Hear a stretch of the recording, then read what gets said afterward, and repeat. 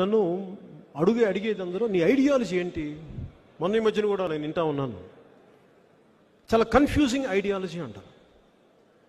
ఒకసారి ఇది మాట్లాడతాం, ఇంకోసారి వాళ్ళతో జత కడతాం, ఇంకోసారి ఇది మాట్లాడతాం. అంటే ఒక దేహానికి ఒక రక్తనాళం సరిపోద్దా? ఒక దేశానికి ఒక నది సరిపోద్దా?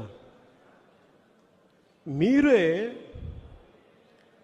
వేరే పార్టీల్లో గెలుచుకున్న వాళ్ళని మీరు ఎమ్మెల్యేలు లాక్కుంటారే, అది మీకు తప్పు అనిపిస్తుందా? మీకు అంటే మీ తప్పుడు అధికారం కోసం మీరు ఎవరితోనే కలిసిపోవచ్చా? మేము మా ఆశయాల కోసం ముందుకు తీసుకెళ్ళడం కోసం నేను అవసరమైనప్పుడు వ్యూహం మారుస్తాను, అంతేగాని పిచ్చిగా అలా కూర్చోబెట్టి మేము చచ్చిపోయి. ఎందుకంటే నేను అడుగు ముందుకు ఇవ్వాలి.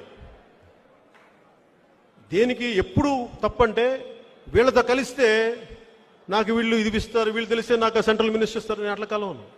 వీళ్ళతో వెళ్తే మా వాళ్ళకి న్యాయం జరుగుద్దా? మా వాళ్ళకి అభివృద్ధి జరుగుద్దా? మా రాష్ట్రం బాగుంటుందా? అప్పుడు కలుస్తాం చెప్పేదాన్ని బట్టి. బీజేపీతో కలిసినప్పుడు నేను అడిగాను, ఈ అమరావతిని ఉంచండి ఇక్కడ. వాళ్ళ దగ్గర ఒప్పుకున్నందుకే కలిసాను నేను. ఉత్తరాంధ్ర వెనకబాటుతనం గురించి ఉంది, మేము అండగా నిలబడతా ఉన్నాను, అందుకు తెలుసా. రాయలసీమ కరువు సీమగా ఉంది. అందరూ ముఖ్యమంత్రులు అక్కడి నుంచి వచ్చినా దాన్ని ఇంకా వాళ్ళు అభివృద్ధి అయ్యారు, కానీ ప్రజలు వలసలు వెళ్ళిపోతూ ఉన్నారు. ఎక్కడికో బెంగళూరుకు, ఇంకో చోటుకి వెళ్ళిపోతుంటే ఆ వలసలు ఆపడానికి, అక్కడ అభివృద్ధి కావాలంటే దాన్ని నిలబడతా ఉంటేనే నేను భారతీయ జనతా పార్టీ సపోర్ట్ చేస్తాను.